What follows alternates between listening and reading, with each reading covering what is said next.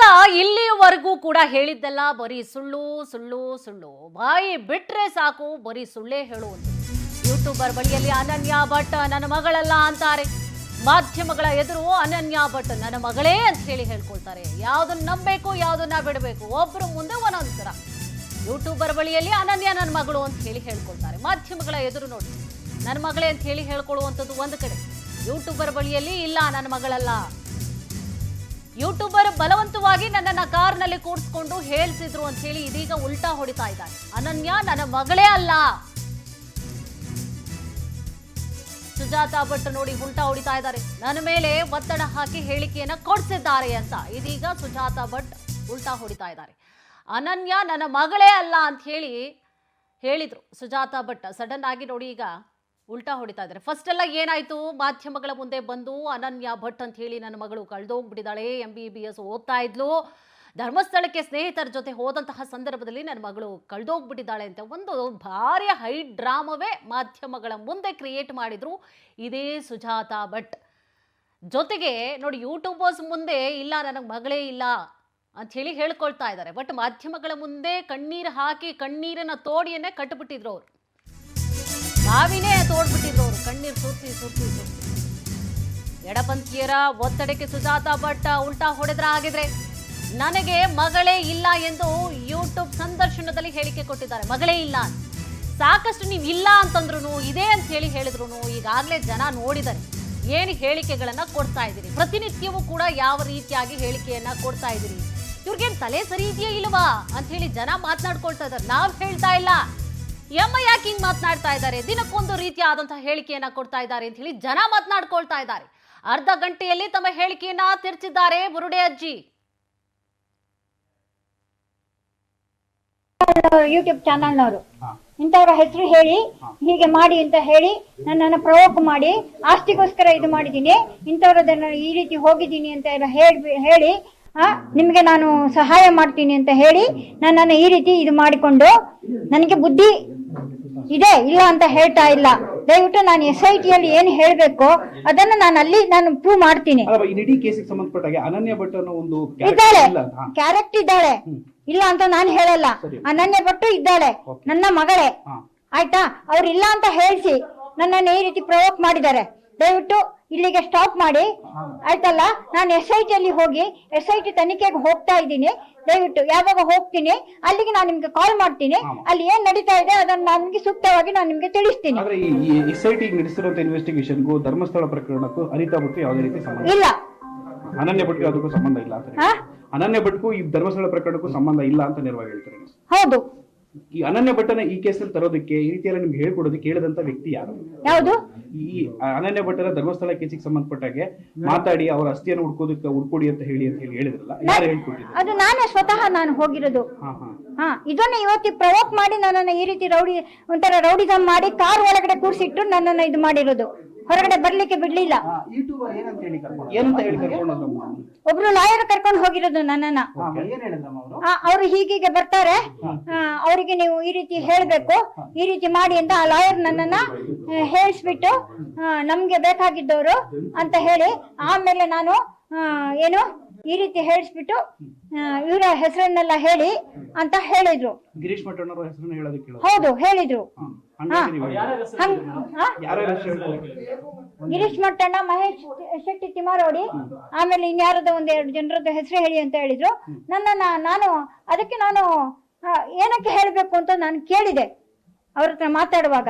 ಇಲ್ಲ, ನೀವು ಹೀಗೆ ಹೇಳಿದ್ರೆ ನಾನು ನಿಮ್ಮನ್ನ ಬಚಾವ್ ಮಾಡ್ತೀನಿ ಅಂತ ಹೇಳಿದ್ರು. ಹೇಳ್ಕೊಟ್ಟಿಲ್ಲ, ಯಾರು ಹೇಳಿಕೊಡ್ಲಿಲ್ಲ. ಇದು ಸತ್ಯಕ್ಕೆ ದೂರ. ನನ್ನ ಅನನ್ಯ ಭಟ್ ನನ್ನ ಮಗಳೇ, ಆಯ್ತಲ್ಲ? ಅದನ್ನ ಎಲ್ಲಿ ನಾನು ಪ್ರೂವ್ ಮಾಡ್ಬೇಕು ನಾನು ಅಲ್ಲಿ ಮಾಡ್ತೀನಿ. ದಯವಿಟ್ಟು SIT ಗೆ ಹೋಗೋ ತನಕನು ನೀವು ಯಾರು ನನಗೆ ತೊಂದರೆ ಕೊಡಬೇಡಿ. ಅದು ಬೇರೆ ವಿಚಾರ. ನಾನು ಆಸ್ತಿಯನ್ನ ಇದಕ್ಕೆ ಯಾವುದಕ್ಕೂ ತರಬೇಡಿ. ಅವ್ರು ಯಾರೋ ಹೌದು ಆಸ್ತಿ ವಿವಾದ ಇದೆ ಅಂತ ಹೇಳಿದ್ರೆ ಅದು ಹೌದು, ಹಾಗಂತ ನಾನು ಆಸ್ತಿಗೋಸ್ಕರ ನಾನು ಇದು ಮಾಡಿಲ್ಲ. ಹೌದು, ಹೇಳಿದ್ರು ನಿಮ್ಗೆ ಏನ್ ಬೇಕೋ ಸಹಾಯ ಮಾಡ್ತೀನಿ, ಯಾವ ರೀತಿ ಸಹಾಯ ಮಾಡ್ಬೇಕು ಮಾಡ್ತೀನಿ, ನೀವು ಈ ರೀತಿ ಹೇಳಿ ಅಂತ ಹೇಳಿದ್ರು. ನಾನ್ ದುಡ್ಡಿನ ಆಸೆಗೆ ಹೋಗ್ಲಿಲ್ಲ, ಅದು ಅರ್ಥ ಮಾಡ್ಕೊಳ್ಳಿ. ನನ್ಗೆ ನ್ಯಾಯ ಬೇಕು, ನನ್ನ ಮಗಳಿಗೆ ನ್ಯಾಯ ಬೇಕು, ಅಷ್ಟಕ್ಕೆ ನಾನು ಸೀಮಿತವಾಗಿದ್ದೀನಿ. ನಾನು ಎಲ್ಲಿ ಹೇಳ್ಬೇಕು ಅಲ್ಲಿ ಹೇಳ್ತೀನಿ, ಸಾಕು. ದಯವಿಟ್ಟು ನಾನು SIT ಮುಂದೆ ನಾನು ಹೋಗ್ತಿದ್ದೀನಿ, ಯಾವಾಗ ಹೋಗ್ತೀನಿ ಆವಾಗ ನಿಮ್ಮನ್ನೆಲ್ಲರನ್ನು ಕರೆಸ್ತೀನಿ, ಅಲ್ಲಿ ನಾನು ನಿಮ್ಗೆ ಸ್ಟೇಟ್ಮೆಂಟ್ ಕೊಡ್ತೀನಿ. ಅದೇ ಒಂದು ಚಾನಲ್ ಯೂಟ್ಯೂಬ್. ಸುಜಾತಾ ಭಟ್ ಪುತ್ರಿ ಅನನ್ಯಾ ಭಟ್ ನಾಪತ್ತೆ ಪ್ರಕರಣಕ್ಕೆ ಇದೀಗ ನೋಡಿ ಬಿಗ್ ಟ್ವಿಸ್ಟ್ ಸಿಗ್ತಾ ಇದೆ. ನನಗೆ ಮಗಳೇ ಇಲ್ಲ ಎಂದು ಸತ್ಯವನ್ನು ಒಪ್ಪಿಕೊಂಡಿದ್ದಾರೆ ಸುಜಾತಾ ಭಟ್. ಯಾವಾಗ ನೋಟಿಸ್ ಅನ್ನ ಕೊಟ್ಟರೋ SIT ಕರಿತಾ ನೋಡು, ಈ ತಿಮರೋಡಿಯನ್ನ ಯಾವಾಗ ನೋಟಿಸ್ ಅನ್ನ ಕೊಡ್ತಾರೆ, ಜೊತೆಗೆ ಅವರು ವಿಚಾರಣೆಗೆ ಬರಬೇಕು ಅಂತ ಹೇಳಿದಂತಹ ಸಂದರ್ಭದಲ್ಲಿ ಬರೋದಿಲ್ಲ, ಅರೆಸ್ಟ್ ಅನ್ನ ಮಾಡಲಾಗುತ್ತೆ. ಈಗ ಎಲ್ಲೋ ಒಂದು ಕಡೆ ಆತಂಕ ಶುರುವಾಗಿರಬೇಕು ಸುಜಾತಾ ಭಟ್ ಅವರು. ಈಗ ನನ್ನ ಬುಡಕ್ಕೆ ಬರುತ್ತೆ ಇದು ಆತಂಕ ಆಗ್ತಾ ಇದೆ, ಆಕೆಗಂತೂ ಆತಂಕ ಆಗ್ತಾ ಇದೆ, ಗೊತ್ತಾಗ್ತಾ ಇದೆ, ಆ ಭಯ ಕಾಣಿಸ್ತಾ ಇದೆ. ಈಗ ನೋಡಿ, ನನಗೆ ಮಗಳೇ ಇಲ್ಲ ಅಂತ ಹೇಳಿ ಸತ್ಯವನ್ನ ಒಪ್ಕೊಂಡಿದ್ದಾರೆ ಸುಜಾತಾ ಭಟ್. ಗಿರೀಶ್ ಮಠಣ್ಣನವರ್ ಜಯನ್ ಹೇಳಿದಂತೆ ನಾನು ಹೇಳ್ದೆ ಅಷ್ಟೇ, ಆಸ್ತಿ ವಿಚಾರವಾಗಿ ಹೇಳುವಂತೆ ಮಠಣ್ಣ JNT ಹೇಳಿದ್ರು ಅನ್ನುವಂತಹ ವಿಚಾರವನ್ನು ಒಪ್ಪಿಕೊಂಡಿದ್ದಾರೆ. ಅಮ್ಮ, ನಾನು ಡೈರೆಕ್ಟಾಗಿ ಕ್ವೆಶ್ಚನ್ ಕೇಳಿಬಿಡ್ತೀನಿ.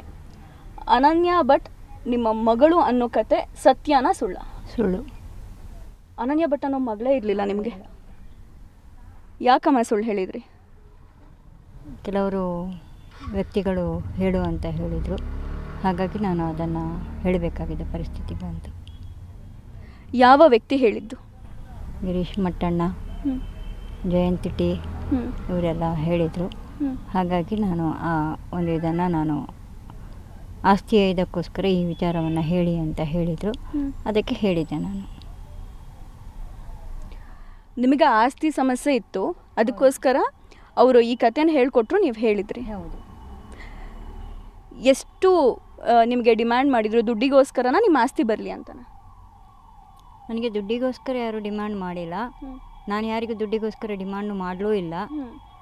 ನಾನು ಆಸ್ತಿ ನನ್ನ ಸೈನ್ ಇಲ್ಲದೆ, ನನ್ನ ಒಂದು ಇದಿಲ್ಲದೆ ಹೇಗೆ ಕೊಟ್ಟರು ಅನ್ನುವಂಥ ಒಂದು ಮಾಹಿತಿಯನ್ನು ನಾನು ಕೇಳಿದೆ. ನನ್ನ ತಾತನ ಆಸ್ತಿ ಅದು, ಅದನ್ನು ಮೊಮ್ಮಕ್ಕಳಿಗೆ ಹಕ್ಕಿದೆ. ಸೈನಿಂಗ್ ಅಥಾರಿಟಿ ಮೊಮ್ಮಕ್ಕಳಿಗೆ ತಗೊಳ್ಳೇಬೇಕಲ್ವಾ, ಅದನ್ನು ಹೇಗೆ ಇವರು ಕೊಟ್ಟರು ಅಂತ ನಾನು ಒಂದು ಮಾತನ್ನು ಕೇಳಿದೆ, ಅದು ಖಚಿತ. ನೀವು ಫೋಟೋ ರಿಲೀಸ್ ಮಾಡಿದ್ದು ಅನನ್ಯಾ ಭಟ್ ಅಂತ? ಫೇಕು. ಎಲ್ಲ ಫೇಕ್? ಹೌದು, ಅದೆಲ್ಲ ಫೇಕೆ. ಅದು ಫೇಕೆ, ಅದು ಗ್ಯಾರಂಟಿ, ಅದು ಫೇಕೆ. ಹಾಗಿದ್ರೆ ಎಷ್ಟು ಜನರ ಭಾವನೆ ಧರ್ಮಸ್ಥಳ ಅನ್ನೋದು, ಆ ಜನರ ಭಾವನೆಗಳ ಜೊತೆ ನೀವು ಆಟ ಆಡಿದ್ರಿ ಅಂತ ಅನಿಸ್ಲಿಲ್ವಾ? ನಾನು ಜನರ ಭಾವನೆಗಳ ಜೊತೆ ಆಟ ಆಡಲಿಲ್ಲ. ಆಟ ಆಡುವ ಹಾಗೆ ಇವರೆಲ್ಲ ಮಾಡಿದರು ನನ್ನನ್ನು, ನನ್ನ ತಲೆಯನ್ನು ಇದು ಮಾಡಿ, ಪ್ರವೋಕ್ ಮಾಡಿ. ಜಸ್ಟ್ ನಿಮಗೆ ನಿಮ್ಮ ಆಸ್ತಿ ಬೇಕಿತ್ತು, ಆಸ್ತಿ ಬೇಕಿತ್ತು ಅನ್ನೋದಕ್ಕಿಂತ ಹೆಚ್ಚಾಗಿ ನಿಮ್ಮ ಸೈನ್ ತಗೋಬೇಕಿತ್ತು ಅನ್ನೋ ಒಂದೇ ಒಂದು ಕಾರಣಕ್ಕೆ ಹೌದು, ಅನನ್ಯಾ ಭಟ್ ಅನ್ನೋ ಹೆಸರನ್ನು ನೀವು ತಂದ್ರಿ. ಹೌದು, ಅದು ಸೈನ್ ತಗೊಳ್ಬೇಕಾಗಿತ್ತು. ಆಮೇಲೆ ದೇವರನ್ನು ಇವರು ಜೈನರಿಗೆ ಕೊಟ್ಟರು ಅನ್ನುವಂತಹ ನೋವು ನನ್ನಲ್ಲಿ ಇದೆ. ಜೈನ ಸಂಪ್ರದಾಯಕ್ಕೆ ತೊಗೊಂಡು ಹೋಗಿ ಕೊಟ್ಟರು ಅನ್ನುವಂತಹ ನೋವು ನನ್ನಲ್ಲಿ ಇದೆ. ಆಮೇಲೆ ಏನು ಅಂತ ಹೇಳಿದರೆ, ಆ ದೇವರನ್ನು ಯಾವುದಾದ್ರೂ ಒಂದು ಟ್ರಸ್ಟಿಗೆ ಕೊಡ್ಬೋದಾಗಿತ್ತು. ಬೇಕಾದಷ್ಟು ದೇವಸ್ಥಾನಗಳಿದ್ವು, ಅಲ್ಲಿಗಾದರೂ ಕೊಟ್ಟಿದ್ರೆ ನನಗೆ ನಾನು ಈ ಪ್ರಶ್ನೆಯನ್ನು ನಾನು ಇದು ಮಾಡ್ತಿರಲಿಲ್ಲ. ಹಾಗಾಗಿ ನಾನು ಈ ಪ್ರಶ್ನೆಯನ್ನು ನಾನು ಮಾಡಬೇಕಾಗಿ ಬಂದಿದೆ. ಒಬ್ಬ ಫ್ಯಾಮಿಲಿಯಲ್ಲಿ ಒಂದು ಮಗಳು ಇಲ್ಲ ಅಂತ ಹೇಳಿದರೆ, ನನಗೂ ಆ ಮಗಳನ್ನು ಧಿಕ್ಕರಿಸಿದ್ದಾರೆ ಅಂದರೆ ಅದು ಎಷ್ಟು ನೋವಾಗುತ್ತೆ ಅನ್ನೋದು ನನಗೆ ಗೊತ್ತಿದೆ. ಒಂದು ಮಗಳೇ ಇಲ್ಲ ಅಂತ ಹೇಳಿ ಇವರು, ಹಾಗಾದರೆ ಆಸ್ತಿ ಇವರೆಲ್ಲ ಸೈನ್ ಹಾಕಬೇಕಾಗಿದ್ರೆ ನನ್ನ ಡೆತ್ ಸರ್ಟಿಫಿಕೇಟ್ ಕೊಟ್ಟಿರಬೇಕಲ್ವಾ, ನಾನು ಕೇಳಬೇಕಲ್ವಾ? ನನಗೆ ಈ ಮಗಳೇ ಇಲ್ಲ ಅಂತ ಹೇಳಿ ಒಂದು ಡೆತ್ ಸರ್ಟಿಫಿಕೇಟ್ ಕೊಡಬೇಕಲ್ವಾ? ಯಾಕೆ ಕೊಡಲಿಲ್ಲ? ನಾನು ಕೇಳಬೇಕಲ್ವಾ? ನೀವು ಕಾನೂನು ಮುಖಾಂತರ ಕೇಳ್ಬೋದಿತ್ತು, ಮತ್ತೊಂದು ನೀವು ಕೂತು ಮಾತಾಡ್ಕೋಬೋದಿತ್ತು. ಅದು ಬಿಟ್ಟು ಧರ್ಮಸ್ಥಳದ ಜನರ ಭಾವನೆಗೆ ಧಕ್ಕೆ ತಂದಿದ್ದು ಎಷ್ಟು ಮಟ್ಟಿಗೆ ಸರಿ ಅಮ್ಮ? ನಾನು ಧರ್ಮಸ್ಥಳದ ಜನರ ಭಾವನೆಗೆ ನಾನು ಧಕ್ಕೆ ತಂದಿಲ್ಲ. ಧಕ್ಕೆ ತರುವ ಹಾಗೆ ನನ್ನನ್ನು ಪ್ರವೋಕ್ ಮಾಡಿದರು. ಎಷ್ಟೊಂದು ಧರ್ಮಸ್ಥಳ ಗ್ರಾಮಕ್ಕೆ, ನಾನು ಧರ್ಮಸ್ಥಳ ದೇವಸ್ಥಾನಕ್ಕೆ ನಾನು ಯಾವತ್ತೂ ಧಕ್ಕೆ ತಂದಿಲ್ಲ. ಧರ್ಮಸ್ಥಳ ಗ್ರಾಮದಲ್ಲಿ ನಾನು ಇದು ಮಾಡಿರೋದಷ್ಟೇ. ನಾನು ಧರ್ಮಸ್ಥಳ ಗ್ರಾಮ ಅಂತ ನಾನು ಮಾಡಿದ್ದೀನಿ. ಧರ್ಮಸ್ಥಳ ದೇವರಿಗೆ ಆಗಿರಲಿ ಅಥವಾ ನಾನು ವೀರೇಂದ್ರ ಹೆಗ್ಡೆ ಅಥವಾ ಯಾರಿಗೂ ನಾನು ಧಕ್ಕೆ ತಂದಿಲ್ಲ. ನಾನೆಲ್ಲೂ ಅವರನ್ನು ಬೆಟ್ಟು ಮಾಡಿ ತೋರಿಸಲಿಲ್ಲ. ನಾನು ಕೇಳ್ತಾ ಇರೋದು ನನ್ನ ಮನೆಯ ದೇವರನ್ನು, ನನ್ನ ತಾತನ ದೇವರನ್ನು ಇವರು ಯಾಕೆ ಹೇಗೆ ಇದು ಮಾಡಿದರು ಅನ್ನೋದು ಒಂದೇ. ನನ್ನ ಫ್ಯಾಮಿಲಿಯವರು ಯಾಕೆ ಕೊಟ್ಟರು ಅನ್ನೋದೇ ನನಗೆ ಒಂದು ಪ್ರಶ್ನೆ ಅಷ್ಟೇ. ನಾನು ಅವರನ್ನು ನಾನು ಪ್ರಶ್ನೆ ಮಾಡ್ತಾ ಇದ್ದೀನಿ ಬಿಟ್ಟು ಧರ್ಮಸ್ಥಳದ ಹೆಸರನ್ನು ನಾನು ಎಲ್ಲೂ ಧಕ್ಕೆ ತಂದಿಲ್ಲ. ನಾನು ಧಕ್ಕೆ ತಂದೇ ಇಲ್ಲ. ಯಾಕೆ ಧಕ್ಕೆ ತಂದ್ರಿ ಅನ್ನುವಂಥ ಮಾತು ಬಂತು ಅಂತಂದರೆ, ಈಗ ನೀವು ದೇವರನ್ನ ಅಂದರೆ ನಿಮ್ಮ ಫ್ಯಾಮಿಲಿಯವರು ದೇವರನ್ನ ಧರ್ಮಸ್ಥಳಕ್ಕೆ ಕೊಟ್ಟರು, ಅದು ನಿಮ್ಮ ಕುಟುಂಬದ ಡಿಸಿಷನ್ ಆಗಿತ್ತು. ಅದು ಬಿಟ್ಟು ನೀವು ಅನನ್ಯ ಭಟ್ ಕತೆ ಇರ್ಬೋದು, ನನ್ನ ಮಗಳು ಮೆಡಿಕಲ್ ಕಾಲೇಜ್ ಓದ್ತಾ ಇದ್ಲು. ಈ ಆಸ್ತಿಗೋಸ್ಕರ ನಾನು ಅನನ್ಯ ಭಟ್ ಕಥೆಯನ್ನು ನಾನು ಕಟ್ಟಿದ್ದೀನಿ. ಹೌದು, ಈ ಆಸ್ತಿಗೋಸ್ಕರ. ಯಾಕೆ ನನ್ನನ್ನು ಇದರಿಂದ ನೀವು ಇದು ಮಾಡಿದ್ರಿ? ಹುಡುಕ್ಬೋದಾಗಿತ್ತಲ್ವಾ? ಇಲ್ಲ, ನಮಗೆ ಹೀಗಿದ್ದಾರೆ, ಅವ್ರ ಹತ್ರನೂ ನಾವು ತೊಗೊಳ್ಬೇಕನ್ನುವಂಥದ್ದು ಒಂದು ಇದಿತ್ತಲ್ವ. ಅವರು ಪ್ರಶ್ನೆ ಮಾಡ್ಬೋದಾಗಿತ್ತಲ್ಲ, ಯಾರು ತೊಗೊಂಡಿದ್ದಾರೆ, ಯಾರು ದೇವಸ್ಥಾನಕ್ಕೆ ದಾನ ಅಂತ ತೊಗೊಂಡಿದ್ದಾರೆ, ಅವರು ಒಂದು ಇದನ್ನು ವಂಶವೃಕ್ಷ ಕೊಡಿ ಅಂತ ಕೇಳ್ಬೋದಾಗಿತ್ತಲ್ವಾ? ಹಾಂ, ಓಕೆ, ಅದು ತಪ್ಪಲ್ವಾ? ತಪ್ಪು ತಾನೆ? ಹಾಗಾದರೆ 3 ಹೆಣ್ಣು ಮಕ್ಕಳಂದರೆ ನಾನೆಲ್ಲಿಂದ ಬರ್ತೀನಿ? ಹಾಂ, ತಪ್ಪಲ್ವಾ ಅದು? ನಾನು ಕೇಳಿದ್ರಲ್ಲಿ ಏನಿದೆ? ನಾನು ಧರ್ಮಸ್ಥಳವನ್ನು ಎಲ್ಲೂ ನಾನು ಯಾರನ್ನು ನಾನು ಇದು ಮಾಡಿಲ್ಲ. ಇವ್ರು ಯಾಕೆ ಇದಕ್ಕೆ ಅವರಿಗೆ ಕೊಟ್ಟರು ಅನ್ನುವಂಥದ್ದು ಮಾತ್ರ ನಾನು ಪ್ರಶ್ನೆ ಮಾಡ್ತಾಯಿದ್ದೀನಿ. ಯಾಕೆ ಬೇರೆ ಯಾರೂ ಇರಲಿಲ್ವಾ ಕೊಡೋಕ್ಕೆ? ಅಂದರೆ ಇವರಿಗೆ ಕೋಟ್ಯಾಂತರ ರೂಪಾಯಿ ಬೇಕಾಗಿತ್ತು ಅಲ್ವಾ? ದುಡ್ಡು ತಗೊಂಡಿರೋರು ಯಾರು ಇಲ್ಲಿ? ಹಾಂ, ನನಗೆ ದುಡ್ಡಿನ ಅವಶ್ಯಕತೆ ಇಲ್ಲ ಮೇಡಮ್. ನಾನು ದುಡ್ಡು ಜೀವನ ನಡೆಸ್ತೀನಿ. ನನಗೆ ದುಡ್ಡಿನ ಅವಶ್ಯಕತೆ, ನನಗೆ ದುಡ್ಡು ಬೇಕು ಅಂತ ನಾನು ಎಲ್ಲೂ ಇದು ಮಾಡಲಿಲ್ಲ, ಭಿಕ್ಷೆನೂ ಎತ್ತಿಲ್ಲ. ನಾನು ಸ್ವತಃ ನಾನು ಸ್ವಾಭಿಮಾನಿ. ನಾನು ದುಡ್ದು ತಿಂತೀನಿ ಬಿಟ್ಟು ನಾನು ಯಾರ ಹಂಗಲ್ಲೂ ನಾನು ಬದುಕಲಿಕ್ಕೆ ಇಷ್ಟ ಇಲ್ಲ. ಇಷ್ಟು ವರ್ಷದಿಂದನೂ ನಾನು ಯಾರ ಹಂಗಲ್ಲೂ ನಾನು ಬದುಕಲಿಲ್ಲ. ಲಿವಿಂಗ್ ಟುಗೆದರಲ್ಲಿ ಇದ್ರೂ ನಾನು ದುಡ್ದು ನಾನು ಅವರನ್ನು ಸಾಕಿದ್ದೀನಿ ಬಿಟ್ಟು ನಾನು ಯಾರ ಹಂಗಲ್ಲೂ ನಾನು ಬದುಕಲಿಲ್ಲ ಮೇಡಮ್. ಖಂಡಿತ ನನಗೆ ನಿಮ್ಮ ನೋವು ಅರ್ಥ ಆಗ್ತಿದೆ. ಕಡೆಯದಾಗಿ ನಂದು ಪ್ರಶ್ನೆ ಇಷ್ಟೇ, ನಿಮ್ಮ ಕುಟುಂಬದ ಸಮಸ್ಯೆ ಇತ್ತು, ಆಸ್ತಿಗೋಸ್ಕರ ಅವ್ರ ಸಿಗ್ನೇಚರ್ ಹಾಕಿಸ್ಕೊಂಡಿಲ್ಲ, ದೇವರನ್ನ ಧರ್ಮಸ್ಥಳಕ್ಕೆ ಕೊಟ್ಬಿಟ್ರು, ಅದೆಲ್ಲ ಯೋಚನೆ ನಿಮಗಿತ್ತು. ಆ ಎಲ್ಲ ನೋವು ಸಂಕಟಕ್ಕಿಂತ ಇವತ್ತು ಕರ್ನಾಟಕದ ಜನ ಈ ಕೇಸ್ ವಿಚಾರವಾಗಿ ನಿಮ್ಮ ಕ್ಯಾರೆಕ್ಟರ್ ತೇಜೋವಧ ಆಗ್ತಾ ಇದೆ. ಈ ವಯಸ್ಸಿನಲ್ಲಿ ನೀವು ಅನುಭವಿಸಬಾರ್ದನ್ನೆಲ್ಲ ಅನುಭವಿಸ್ತಾ ಇದ್ದೀರಾ. ಬೇಕಿತ್ತಾ ಇದು? ನನಗೆ ಬೇಡ ಆಗಿತ್ತು. ಇವರೆಲ್ಲ ನನ್ನನ್ನು ಒಂದು ಕೂಪ ಮಾಡಿಕೊಂಡು ನನ್ನನ್ನು ನನಗೆ ಈ ರೀತಿಯೆಲ್ಲ ಆಗುತ್ತೆ, ಇಷ್ಟರ ಮಟ್ಟಕ್ಕೆ ಹೋಗುತ್ತೆ ಅನ್ನೋದು ನನಗೆ ಗೊತ್ತಿರಲಿಲ್ಲ ಮೇಡಮ್. ದಯವಿಟ್ಟು ನನ್ನ ಒಂದು ಇದನ್ನು ಇವರು ದುರುಪಯೋಗ ಮಾಡ್ಕೊಂಡು ಬಿಟ್ಟರು. ಈ ಲೆವೆಲಿಗೆ ಹೋಗುತ್ತೆ, ಈ ಲೆವೆಲ್ ಮಾಡ್ತಾರೆ ಅನ್ನುವಂಥದ್ದು ನನಗೆ ಗೊತ್ತಿರಲಿಲ್ಲ ಮೇಡಮ್. ದಯವಿಟ್ಟು ನನಗೆ ಗೊತ್ತಿಲ್ಲ ಈ ಲೆವೆಲಲ್ಲಿ, ಇಷ್ಟೊಂದು ದೊಡ್ಡ ಲೆವೆಲಲ್ಲಿ ಈ ರೀತಿ ಆಗುತ್ತೆ. ಆಮೇಲೆ ನಾನು ಯಾವುದಾದ್ರೂ ಆಯಿತು, ಇದನ್ನು ಮಾಡಿದ್ದೀನಿ, ಆಯಿತು. ನಾನು ಕೇಳಿರುವ ಒಂದು ಉದ್ದೇಶನೇ ಬೇರೆ ಆಗಿತ್ತು. ಆದರೆ ನನ್ನನ್ನು ಇನ್ವೆಸ್ಟಿಗೇಟ್ ಮಾಡಿ ನನ್ನ ತೇಜೋವಧೆ ಮಾಡುವಂಥವ್ರು ಯಾರು ಸರ್? ಇವರು ಎಲ್ಲಿ ಇಡಬೇಕು ಅಲ್ಲಿ ಇರಬೇಕಾಗಿತ್ತು. ಇಲ್ಲಿ ನನ್ನನ್ನು ಒಂದು ಮಾತು ಕೇಳ್ಬೋದಾಗಿತ್ತಲ್ವ? ಯಾಕೆ ಕೇಳಿಲ್ಲ? ತೇಜೋವಧೆ ಯಾಕೆ ಮಾಡಬೇಕು? ಒಂದು ವಯಸ್ಸಾದವರನ್ನು ತೇಜೋವಧೆ ಮಾಡೋದು ಈ ವಯಸ್ಸಿನಲ್ಲಿ ಅವರಿಗೆಷ್ಟು ಸಮಂಜಸ? ನಿಮ್ಮ ವಯಸ್ಸು ಅದೆಲ್ಲದೂ ಒಂದು ಕಡೆ ಆದರೆ ಅಮ್ಮ, ಇಲ್ಲಿ ಕರ್ನಾಟಕದ ಜನರಿಗೆ ಏನು ಮ್ಯಾಟರ್ ಆಗುತ್ತೆ ಅನ್ನೋದಿದ್ರೆ, ನೀವು ಅನನ್ಯ ಭಟ್ ಕತೆ ಹೇಳಿದಾಗ ಇಡೀ ಕರ್ನಾಟಕದ ಜನತೆ ಅಂದ್ಕೊಳ್ತು ನನ್ನ ಮನೆ ಮಗಳಿಗೆ ಆಗಿದ್ದ ಅಂತ. ಬಟ್ ಅದು ಸುಳ್ಳು ಅಂತ ಗೊತ್ತಾದಾಗ ಅವರ ಭಾವನೆಗಳಿಗೆ ಧಕ್ಕೆ ಬರೋದಿದೆ ಅಲ್ವಾ? ನೀವೆಂಥ ನೋವಲ್ಲಿದ್ದೀರಾ, ಅದನ್ನು ಆ ಸುಳ್ಳನ್ನು ನಂಬಿದವರು ಅಷ್ಟೇ ನೋವಲ್ಲಿದ್ದಾರೆ. ಹಾಗಾಗಿ ನೀವಿವತ್ತು ಕರ್ನಾಟಕದ ಜನತೆಗೆ ಕ್ಷಮೆ ಕೇಳಬೇಕು, ಧರ್ಮಸ್ಥಳದ ಭಕ್ತಾದಿಗಳಿಗೆ ಕ್ಷಮೆ ಕೇಳಬೇಕು. ಯಾಕಂದರೆ ಒಂದು ಕ್ಷಣ ಅನ್ನಿಸ್ತು, ಅಯ್ಯೋ ದೇವಸ್ಥಾನಕ್ಕೆ ಬಂದಿರೋ ಮೆಡಿಕಲ್ ಕಾಲೇಜ್ ಓದ್ತಿರೋ ಹುಡುಗಿಗೆ ಈ ರೀತಿ ಆಗ್ಬಿಡ್ತಲ್ಲ ಅಂತ ಇಡೀ ಕರ್ನಾಟಕ ಅನುಕಂಪ ತೋರಿಸ್ಬಿಡ್ತಲ್ಲಮ್ಮ. ಹೌದು, ನಾನು ಅದಕ್ಕೋಸ್ಕರ ನಾನು ಸಮಗ್ರ ಜನತೆಗೆ, ದೇಶದ ಜನತೆಗೆ, ಕರ್ನಾಟಕ ಜನತೆಗೆ ನನ್ನಿಂದ ತಪ್ಪಾಗಿದೆ, ನನ್ನಿಂದ ನಾನು ಕ್ಷಮೆ ಕೋರ್ತೀನಿ. ಅಷ್ಟೇ ನನ್ನ ಒಂದು ಇದು, ಅಷ್ಟೇ. ದಯವಿಟ್ಟು ನಾನು ಧರ್ಮಸ್ಥಳ ಇದಕ್ಕೂ ನಾನು ಕ್ಷಮೆಯನ್ನು ಕೋರ್ತೀನಿ. ಇಲ್ಲಿಗೆ ನನ್ನನ್ನು ಮುಕ್ತಿಗೊಳಿಸಿ ಸಾಕು. ನನ್ನ ಜೀವನ ನಾನು ರೂಢಿಸ್ಕೊಂಡು ಹೋಗ್ತೀನಿ, ಅಷ್ಟೇ ಸಾಕು. ದಯವಿಟ್ಟು ಕ್ಷಮಿಸಿ ಅನ್ನುವಂಥದ್ದನ್ನು ನಾನು ಕೇಳ್ತಾ ಇದ್ದೀನಿ. ಅಮ್ಮ, ಅವರು ಈಗ ಹೇಳಿದ್ರಿ ನೀವು, ಅವರು ಬಂದು ನಮಗೆ ಒತ್ತಾಯಪೂರ್ವಕವಾಗಿ ಈಗ ಹೇಳಿಸಿದ್ರು ಅಂತ. ಹೌದು, ನಿಜವಾಗ್ಲೂ ಹೇಳಿಸಿದ್ರಾ? ಹೌದು, ಹೇಳಿಸಿದ್ರು. ನನಗೆ ಈ ರೀತಿಯಲ್ಲಿ ಆಗುತ್ತೆ ಅನ್ನೋದು, ನನಗೆ ಈ ಪ್ರಪಕಂಡ ಆಗ್ತದೆ ಅನ್ನೋದು ನನಗೆ ಗೊತ್ತಿಲ್ಲ. ಇಷ್ಟೊಂದು ದೊಡ್ಡ ಒಂದು ಇದಾಗುತ್ತೆ ಅನ್ನೋದು ನನಗೆ ಗೊತ್ತಿಲ್ಲ. ಹಾಗಾದ್ರೆ ನೀವು ಹೇಳಿದ್ರೆ ಗಿರೀಶ್ ಮಟ್ಟಣ್ಣನವರೆಲ್ಲ ಬಂದು ನನ್ನನ್ನು, ಹೌದು, ನನಗೆ ಗೊತ್ತಿಲ್ಲ ಈ ಮಟ್ಟಕ್ಕೆ ಆಗುತ್ತೆ ಅನ್ನೋದು ನನಗೆ ಗೊತ್ತಿಲ್ಲ. ಯಾವಾಗ ನಿಮ್ಮನ್ನು ಮೀಟ್ ಆಗಿದೆ? ಯಾವಾಗ ಅವರು ಮೀಟ್ ಆಗಿದ್ದು ಹೈಕರುನಾಡು ಇದು ಬಂದ ಮೇಲೆ 1 ತಿಂಗಳ 2 ತಿಂಗಳಾದ್ಮೇಲೆ ನನ್ನನ್ನು ಮೀಟ್ ಆಗಿದ್ರು. ಒಬ್ಬರೇ ಮೀಟ್ ಆದ್ರ? ಎಷ್ಟು ಜನ ಇದ್ರು? ಇಲ್ಲ, ಒಬ್ಬರೇ ಬಂದು ಮೀಟ್ ಆಗಿರೋದು. ಏನು ಹೇಳಿದ್ರು? ಆಯ್ತು, ನಾವಿದ್ದೀವಿ ನಿಮ್ಮ ಜೊತೆಗೆ ಅಂತ ಹೇಳಿದ್ರು. ನಿಮ್ಮ ಮಗಳು ಅಸ್ತಿತ್ವನೇ ಇಲ್ಲ ಅಂತ ಈಗ ಹೇಳಿದ್ರಿ ನೀವು, ಅಂದ್ರೆ ನಿಮ್ಮ ಅನನ್ಯ ಭಟ್ ಅನ್ನೋ ಅಸ್ತಿತ್ವನೇ ಇಲ್ಲ ಅಂತ. ಹಾಗೆ ಹೇಳೋದಕ್ಕೆ ಅವರೇ ಹೇಳ್ಕೊಟ್ಟಿದ್ದ? ಹೌದು, ಅವರೇ ಹೇಳಿಕೊಟ್ರು. ಎಷ್ಟು ಹಣ ಯಾವುದು ಕೊಡಲಿಲ್ಲ. ಅದನ್ನ ನಾನು ಸುಮ್ಮನೆ ಇದು ಮಾಡಬಾರ್ದು. ಒಬ್ಬರ ಮೇಲೆ ತೀರಾ ಅಪಪ್ರಚಾರ ಅಥವಾ ಆರೋಪ ನಾನು ಮಾಡಿದ್ರೆ ಯಾರನ್ನು ಹಣದ ವಿಷಯ ಏನಿಲ್ಲ.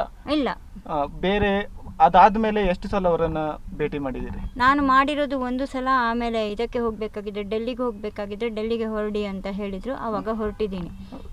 ನೀವು ಫೋಟೋವನ್ನು ತೋರಿಸಿದ್ರಿ ಅಮ್ಮ? ಅದು ಫೇಕು ಮೇಡಮ್. ಕೊನೆಯದಾಗಿ ನಾನು ಹೇಳೋದಿಷ್ಟೇ, ಒಂದು ಸೌಜನ್ಯ ಹೋರಾಟ ಏನು ನಡೀತಿತ್ತು, ನಿಮ್ಮ ವಿಚಾರದಿಂದ ತನಿಖೆಯ ದಿಕ್ಕು ಬದಲಾಯಿತು. ಯಾರ್ದೋ ಬೇಳೆ ಬೇಯಿಸ್ಕೊಳಕ್ಕೋಸ್ಕರ ಅವ್ರು ಏನು ಮಾಡಿದರು, ನಿಮ್ಮ ಹೆಸರನ್ನು ತಗೊಂಡ್ರು, ಇಲ್ಲದೇ ಇರೋ ಅನನ್ಯ ಭಟ್ ಅನ್ನುವಂಥ ಫೇಕ್ ಕಥೆಯನ್ನು ಸೃಷ್ಟಿ ಮಾಡಿದರು. ಕಂಪ್ಲೀಟಾಗಿ ಇಡೀ ಸಮುದಾಯವೇ ಯಾರಾದರೂ ನನಗೆ ಅನ್ಯಾಯ ಆಗಿದೆ ಅಂತ ಬಂದರೆ ಅವ್ರನ್ನ ಡೌಟ್ಫುಲ್ಲಾಗಿ ನೋಡೋ ರೀತಿ ಅಂತೂ ನೀವು ಮಾಡಿಬಿಟ್ರಿ. ಇಡೀ ಕರ್ನಾಟಕದ ಜನತೆ ಅದಕ್ಕೆ ಬೈಕೊಳ್ತಾ ಇರೋದು. ನಿಜವಾಗ್ಲೂ ಯಾರಿಗಾದರೂ ಅನ್ಯಾಯ ಆಗಿದ್ರೆ ಅವರನ್ನು ನಾವಿವತ್ತು ಡೌಟ್ಫುಲ್ಲಾಗಿ ನೋಡುವಂಥ ಪರಿಸ್ಥಿತಿ ನಿಮ್ಮಿಂದ ನಿರ್ಮಾಣ ಆಗಿಬಿಟ್ಟಿದೆ. ಹೌದು, ಅದಕ್ಕೆ ನನ್ನ ಕ್ಷಮೆ ಇರಲಿ. ನೋಡಿದ್ರಲ್ಲ, ಕುಟುಂಬದ್ದೇನೋ ಸಮಸ್ಯೆ ಇತ್ತು, ಅವರ ವೈಯಕ್ತಿಕ ಸಮಸ್ಯೆ ಇತ್ತು. ವೈಯಕ್ತಿಕ ಸಮಸ್ಯೆ ವೈಯಕ್ತಿಕವಾಗೇ ಬಗೆಹರಿಸಿಕೊಳ್ಳಬಹುದಾಗಿತ್ತು. ಆದರೆ ಯಾವುದೋ ಒಂದು 3-4 ವ್ಯಕ್ತಿಯ ಮಾತನ್ನು ಕೇಳಿ ಅವರು ಇಲ್ಲದೇ ಇರೋ ಅನನ್ಯ ಭಟ್ ಕಥೆಯನ್ನು ಸೃಷ್ಟಿ ಮಾಡಿ ಜನರ ಭಾವನೆಗಳಿಗೆ ಧಕ್ಕೆ ತಂದು ಎಷ್ಟೆಲ್ಲ ಕತೆ ಆಯಿತು. ಟೋಟಲಿ ಕರ್ನಾಟಕದ ಜನರಿಗೆ ಈ ಮೂಲಕ ತಿಳಿಸೋದಿಷ್ಟೇ, ಸುಜಾತಾ ಭಟ್ ಅವರು ಹೇಳಿರುವಂತಹ ಅನನ್ಯ ಭಟ್ ಅನ್ನುವಂತಹ ಕಥೆಯೇ ಫೇಕ್.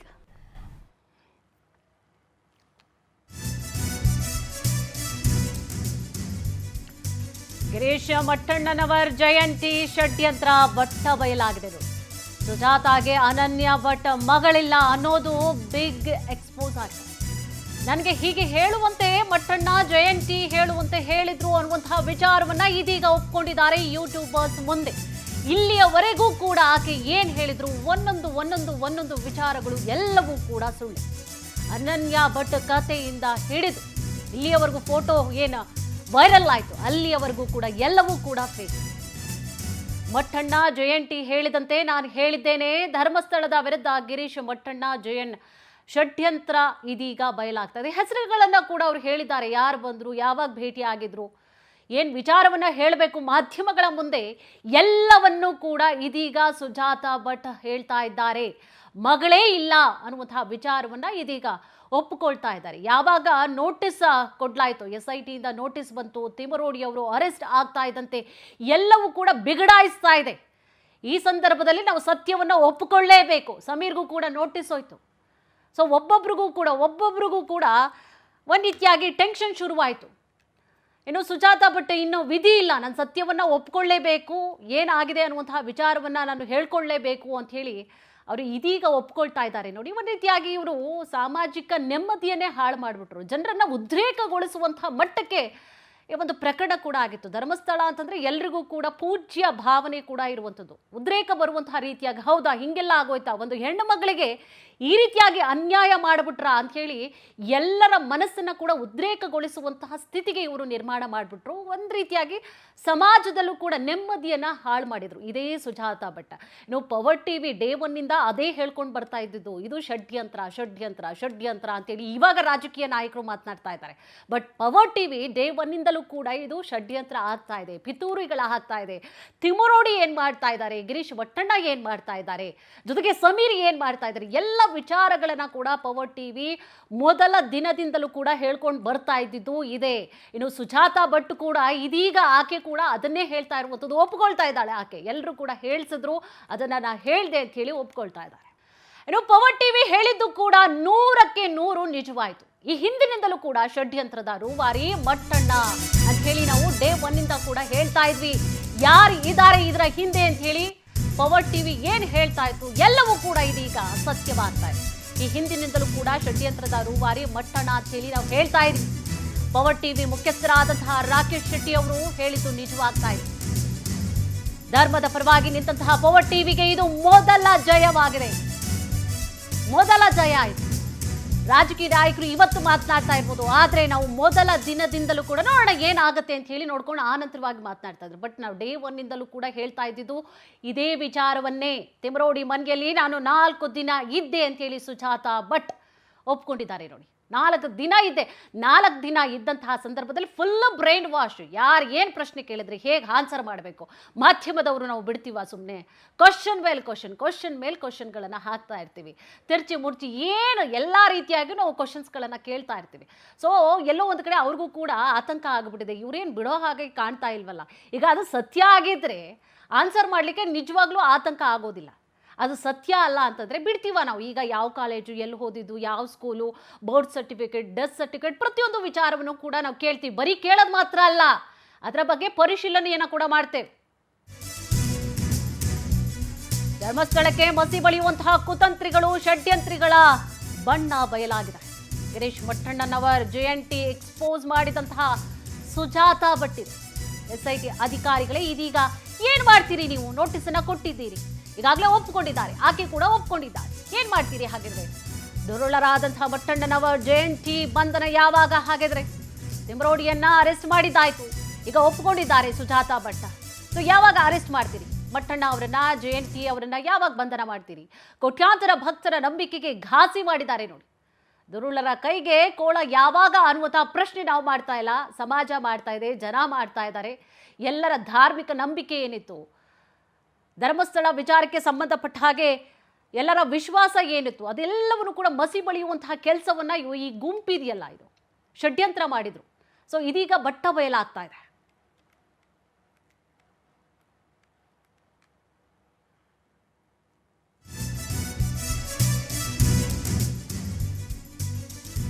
ಅನನ್ಯ ಕತೆ ಕಟ್ಟಿದಂತಹ ಸುಜಾತಾ ಭಟ್ಗೆ SIT ಬುಲಾವ್ ಹಿನ್ನೆಲೆಯಲ್ಲಿ ನೋಡಿ, SIT ಮುಂದೆ ಹಾಜರಾಗುವಂತಹ ಮುನ್ನವೇ ಸುಜಾತಾ ಹೊಸ ಟ್ವಿಸ್ಟ್ ಅನ್ನ ಕೊಟ್ಟಿದ್ದಾರೆ.